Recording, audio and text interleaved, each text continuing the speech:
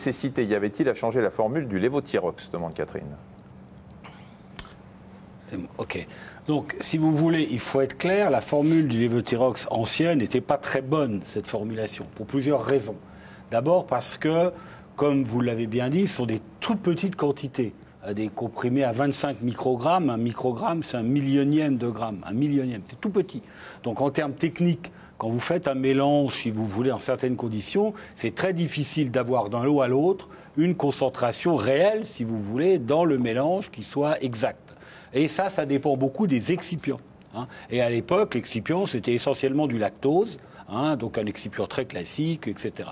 Et donc, probablement, cette formulation n'était pas adaptée et variait beaucoup d'un lot à l'autre, ce qui veut dire que pour le lot A du même produit, des fois, il y avait une certaine valeur, et pour l'autre, c'était différent.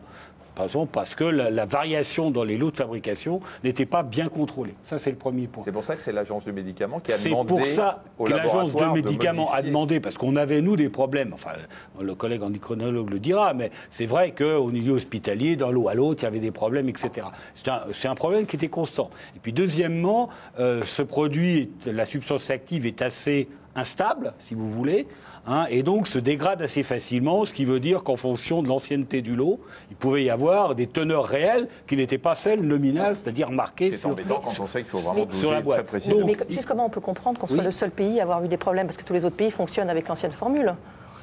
Il n'y a qu'en France où on a changé la formule, donc comment on peut comprendre Il n'y a pas d'autre pays qui a changé. L'Europe fonctionne avec l'ancien. Oui, mais donc il n'y a pas eu de problème dans les autres pays? Non, il semble qu'il n'y ait pas eu de problème dans les autres pays. Le problème, c'est qu'il n'y a pas eu. On est le premier pays chez qui cette nouvelle formule est expérimentée. C'est ça, mais pourquoi? Oui, mais effectivement, si on a changé, c'est qu'effectivement, il y avait un problème, c'est ce que vous disiez, mais comment on peut comprendre que les autres pays, eux, n'aient pas de problème? Parce que s'il y en avait, ils auraient aussi signalé ça à leur agence, j'imagine. On avait des problèmes d'équilibre de patients de façon ponctuelle. C'est-à-dire qu'on avait un patient parfaitement bien équilibré, et puis un jour, il venait nous voir, il avait un déséquilibre, on essayait de comprendre pourquoi, parce qu'il n'y a pas que la molécule lévothyrox, il n'y a pas que l'excipient, ce qui se passe dans l'intestin, dans le sang et tout ça. Donc on faisait une enquête policière pour trouver pourquoi il y a un déséquilibre.